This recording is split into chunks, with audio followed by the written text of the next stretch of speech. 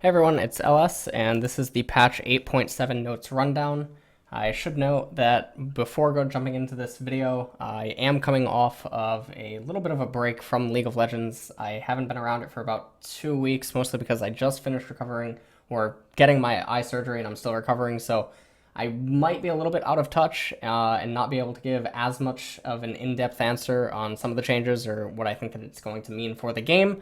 And just keep that in mind, but hopefully that thing doesn't really pop up too much unless there's some really, really dramatic change that we're going to end up seeing. Okay, so first up is Gragas. So his barrel roll now has an extra 0.10 ability power, and then his Drunken Rage gets an extra 0.2 ability power, so a total ramp of 0.30 ability power overall, which is actually quite big. Drunken Rage grants Gragas additional damage reduction equal to 4% per 100 ability power. These are really, really nice changes for Gragas. I do think that the champion actually has needed some love for quite a while now. Whether or not I actually think that it impacts his jungle clear, I'm not really too certain on exactly how he would be itemizing right now, but obviously the damage reduction is going to be extremely, extremely powerful inside of the jungle. I don't think that we're going to be seeing any sort of top lane Gragas stuff magically come back from this, and then obviously the people that already play AP Gragas, well, I mean, they're already lunatics, so we got that going for us. Moving on next to Elise. This is definitely another welcome buff and change. Venomous Bite gets a little bit of damage. It gets 10 per rank. And then E-Cocoon, the cooldown reduction is 2 seconds sooner at rank 1. And this is actually one of the most important changes because this is something that you normally wouldn't get access to until much later into the game. And so having it that much earlier on is definitely welcome. I do still see Elise occasionally appear in Korean solo queue, although again, maybe in the last 2 weeks, maybe she's disappeared from occasionally popping up, but I still think that she's valuable. I don't think by any means that she's completely just absolutely terrible and unusable or anything like that. I think that she's still a pretty good jungler. I mean, she is a good jungler. And these buffs are only going to enable her more. She's one of the few champions in the game that in her role, it's very, very difficult for Riot to actually entirely remove her or cripple her to the point where she can't be played anymore, ever. So take that for what you will. Hecarim W healing increase, that's fantastic. All right, Spirit of the Dead, or Dread. All right, well, I mean, this doesn't matter. This isn't going to make this champion viable, so, all right, great, fantastic. Ivern, Q, all right, so let's just read what they're saying about Ivern. W cast range increase, that doesn't matter, because you're never casting Brushmaker at max range for its value. The notion that this is somehow a buff is basically laughable in the sense that this is a placebo buff. When you are playing Ivern, there's probably very, very few cases, almost ever, in hundreds of games, where the ability to place a brush an extra 200 range sooner is somehow going to make a gigantic impact. This is a complete placebo buff. Our Daisy more aggressively acquires enemies to attack. Well, if you're on top of, controlling Daisy, whether by pressing R or, holding down Alt or whatever, that's not really going to be that big of a problem anyway, if you're playing Ivern at a really high level. So both of these buffs are not really buffs, and they're probably just a placebo. Maybe Ivern's play rate spikes a little bit from this, but ultimately he's still in the same exact problem place that he's at right now, or that he was at previously, prior to this patch. Karthus, Q dace damage increase. Thank God scripting doesn't exist anymore, at least not on Korea.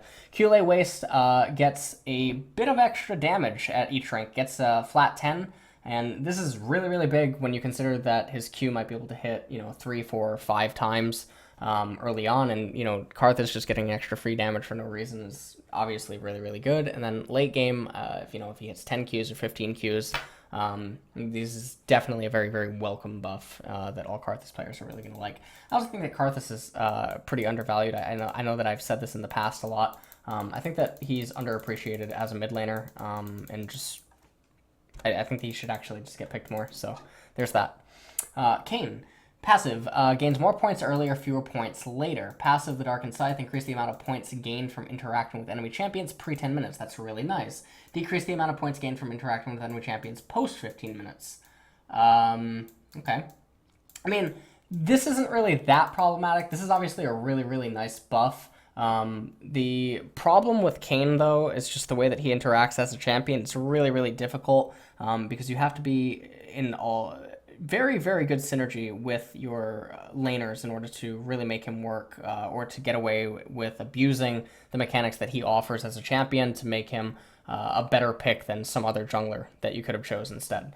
And then obviously the randomness, or, well, I guess it's not really as random anymore, between Rost and Shadowcane was also problematic. So the pre-10 minutes thing was an absolute nightmare in higher MMR, and then obviously in competitive it's an absolute nightmare because it's going to be virtually impossible to realistically get any of your stacks outside of pretty obvious gank openings, right? Like in terms of wiggling around wards or laners not respecting how Kayn can actually approach the lane. Even if they have a ward, obviously they should still entertain that Kayn can obviously just use his E to come from pretty weird angles and make it very difficult for him to get any of his orbs early on. And then if he has a very, very delayed transformation, it's almost like the enemy or your team is playing 4v5 until he can manage to transform. So really like the change approach that they took right there. Q Reaping Slash, other abilities can now be queued up while casting Q. That is really, really, really big. That's quite big, to be honest. I think people don't realize how big of a little micro buff this is, but this is really, really huge if you've ever engaged on Kayn or if you ever felt the clunkiness of engaging on him. This is more so going to be better for Rost, I think, than it is going to be on Shadowcane, because Shadowcane opens with W usually anyway. I mean, I guess in some instances he opens up with Q into W, but I think this obviously impacts Rost a lot more than Shadowcane. Leona attack reset makes attack damage pretty valuable for her, so we're shifting this that to being her default adaptive stat. Leona defaults to auto attack damage as her default. Okay, that's fine. Our Lux cooldown refund on kill increased in earlier ranks. The problem is that there's other mid laners that basically do what Lux does but better, and these type of changes are not going to magically make Lux, I think, pop into the meta, even though I do think that she is a under-researched champion. So don't take these buffs as being something that's going to magically propel her into the spotlight. Malphite, these buffs are really, really good, and I really like how, you know, we're not even halfway down this patch rundown yet, and already we've had so many buffs, and I love when Riot does patches like these. I'm a huge fan of fighting, you know, fire with fire, or fighting imbalance with imbalance. I've been very vocal about that in the past, and I really like seeing so many champions just getting buffs, however small they are, well, with the exception of Ivern, because that's the placebo buff, but really like it. Base stats, attack damage growth, so he gets a little bit of a bump up to 4. And then E ground slam, he gets 0.4 ability power. Now that doesn't seem that big, but Malphite can get a little bit funky and cute with some of his itemization, so this can actually be quite impactful. Our Unstoppable Force cooldown 130 to 100 scaling to 130 to 80 scaling. Malphite's interesting. Usually if you've ever watched my patch rundowns and you've seen me talk about cooldowns on ultimates being changed, I often immediately go to, what kind of an ultimate do they have? Is it an ultimate that when they have it off cooldown, you're talking to your team or you're actively looking to make a play? And Malphite is definitely a champion that fits that criteria. Other champions that are like that are going to be like Talia or Talia in some cases, Malzahar, is going to be another one of those champions. When Malzahar has his ultimate, he's looking to go places, he's looking to make something happen. Sometimes he's not going to be able to, but then you have other champions that have had their ultimate reduced, and it's just sort of basically like, why? Because their ultimate is not an ult where you're actively going around the map, fighting for vision, or, you know, trying to contest an objective and use that ultimate to force it to be advantageous for you. Malphite is one of those champions. So him getting an extra 20 seconds off at rank 3, that is actually kind of big, but it's not the end of the world. I think that the most impactful one, as weird as it sounds, is actually the rank 2. The extra 10 seconds can be kind of valuable in the mid game, especially because that's probably when Malphite's looking to make roams and maybe plays against mid lane or teleport plays into bottom, and obviously at that point every single second counts. So really, really like the Malphite buffs. I have no complaints there. Nocturne, bonus attack damage while on Q-Tail increased. Dustbringer, 15 to 55 scaling to 20 to 60 scaling. I don't think that's going to bring Nocturne back. I know that he's been getting picked up a little bit, but I still think that fundamentally he just has so many problems as a jungler that it's not going to magically make him some super high S+ staple pick. And I mean, I still like the fact that he's a really good champion. Or still like the fact that he's getting a really nice little buff for him, little nice micro buff, and I still think that it's obviously keeping him balanced and not broken or anything like that. Well, balance is I guess a pretty weird word, because I do still think that he needs love in other areas in order to make him like a true staple. So that's pretty much it. Olaf, our initial movement speed buff decreased. Our Ragnarok 50 to 70% to 20 to 70%. Okay, I mean that seems, any Olaf, any, normally I talk about buffs being welcome. Anything that makes Olaf not appear on my screen is definitely welcome. No, not really. I mean, I think that the champion's really gross. I do think that he's better this season than he was once upon a time. But I think this is pretty reasonable. He's still going to be the same exact champion late game. Mid game is basically going to be the same. The most impactful thing where you're going to feel it is obviously level 6 through 11. So pretty much it. Quinn, fixed several high bugs related to R. That's great. Rengar. Base attack damage increase. Rengar's Q no longer causes him to sometimes cancel his actions. Base stats 65 to 68. That's really nice. I like that. Just small, again, nice little micro buff. No complaint there. Rumble, Q damage increased to early ranks. Damage to minions adjusted to be roughly unchanged. Flame Spitter 135 to 315 scaling, 275 to 315 scaling. Damage to minions 75% to 60 to 80% scaling. Really like that. That makes him less punished for using Flame Spitter aggressively early on if he ends up tapping minions at the cost of hitting the enemy champion as well. Again, because I haven't been around for a little bit, I don't know if Rumble has been active at all on the ladder. So I don't know what's going on there. I thought that the itemization would be really nice for him, and I think that the way that the meta was, I think that barring some kind of rough matchups, I thought that he could be picked situationally. With that being said, I think that the Q Flame Spitter buff is definitely welcome as well. So that's it. Sejuani, health growth 95 to 88. Okay, permafrost 1 to 2 second scaling to 1 to 1.4 second scaling. I don't think that you're ever really going to feel this until rank 4 in permafrost. I think that every other I guess rank 3. I guess starting from rank 3, if you're a Sejuani player, you're definitely going to feel this, and if you're facing Sejuani, you'll probably feel this. But I think that rank 1 and 2 is virtually going to be the same. Shaco, Q Deceive. Shaco's next basic attack within 2.5 seconds to 0.25 seconds of exiting invisibility. Does that mean he has to come out of invisibility and then hit you? Is that exactly what that means? So he has to hit you twice or something? Or he has to E you and then hit you? Or I don't know what's going on there, but that's it. 0.7 bonus attack damage to 0.4 bonus attack damage. I mean, that's fine. Okay. Swain, I've been hearing a lot of commotion about this, even though I haven't seen it myself, but apparently he's doing really well right now. Q cooldown increased to early ranks. Q base damage decreased, okay? Death's Hand, 5.5 to 2.5 seconds to 7.5 to 2.5 seconds. So Q is what you max first, which means that at rank 3, you have a 1 second. Okay, so it's up 1 second. That's not going to be the end of the world. Or I'm feeling like it's not going to be the end of the world. However, losing 10 base damage is potentially kind of big, especially when it's going to be a relatively spammable ability. You're going to end up losing like 30 to, I don't know, 70 maybe damage throughout a laning phase in between recalls. I don't know. Ravenous Fox icon can now be pinged to show allies that are remaining cooldown on the pole. Okay. I think those are fine. I mean, I've heard that he's really, really disgusting and broken. I haven't seen it myself. I'm really sorry I can't comment more on this. I just don't know enough to comment more. This is actually one of the things I feel really bad about, guys, that I don't know enough to comment on how impactful this could actually be. Q, Warwick, no longer sometimes deals damage twice. Okay, that's a nice bug fix. Zed, Q damage fall off to units behind the first decreased 50% to 60%. Okay. Item, Gwinsu's Rage Blade, costs 3,000 to 300 gold. So I guess what this ends up meaning is that you're probably going to need an extra 2 waves to get it, which that's kind of big. I mean, if it's in the recipe, it's not the end of the world.